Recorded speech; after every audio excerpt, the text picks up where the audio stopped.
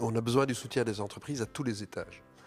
La première chose, c'est qu'on a à peu près 400 étudiants qui doivent aller suivre des stages en entreprise. Donc sans avoir un réseau auprès des entreprises, ce serait extrêmement compliqué.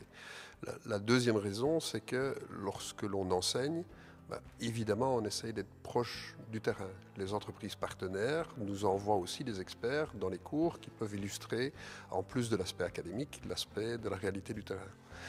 Le dernier élément qui est extrêmement important aussi, c'est notre gouvernance, où les entreprises ont un rôle à jouer. On doit former des talents de demain, et ces talents de demain, ils vont être engagés dans les entreprises. Donc les entreprises doivent nous exprimer des besoins. Et au-delà des besoins qu'ils nous expriment, ils nous soutiennent aussi financièrement.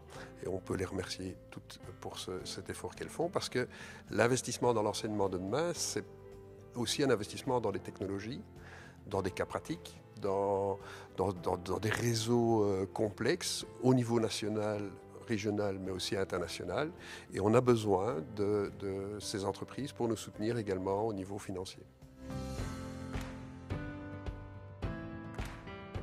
On pense que le partenariat peut être gagnant-gagnant, notamment pour les étudiants qui vont pouvoir combiner justement leur apprentissage avec une mise en pratique industrielle, comprendre ce qu'est l'industrie, quelles sont les attentes du marché. Et je pense que franchement, on fait un bon binôme pour collaborer à faire de notre région un champion de la digitalisation. Il faut qu'il y ait des universités qui produisent de la recherche, qui font de la formation. Il faut qu'il y ait des entreprises, en particulier des grandes entreprises qui ont la capacité de faire de l'innovation. Il faut du capital risque, il faut financer. Il faut des entrepreneurs, des start-upers. Clairement ici, avec cette association avec HEC et avec John Cockerill, on a mis ensemble l'acteur de recherche, l'acteur industriel et l'acteur de financement. Et donc je pense que c'est cet élément, ça a été évoqué, qui est important pour arriver à ce qu'on souhaite faire, c'est-à-dire que ce secteur aujourd'hui, où la région avait peut-être un peu de retard au début, puisse en région wallonne, en particulier pour ce qui nous concerne, se développer. Je crois qu'on constate tous les jours que dans les entreprises, ce qui compte, c'est les compétences.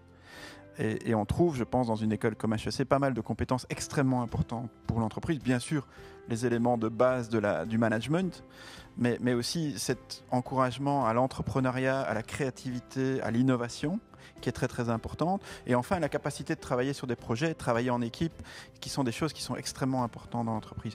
Et après tout, dans une entreprise, la seule chose qui compte, au bout du compte, c'est la qualité des hommes et des femmes qui la composent. C'est vraiment toujours ça qui fait la différence. Et c'est ce qu'on espère trouver, justement, c'est un vrai échange avec l'école. Nous, on va chercher des compétences et on les aide par ailleurs, quand c'est possible, ou on travaille ensemble sur des projets communs.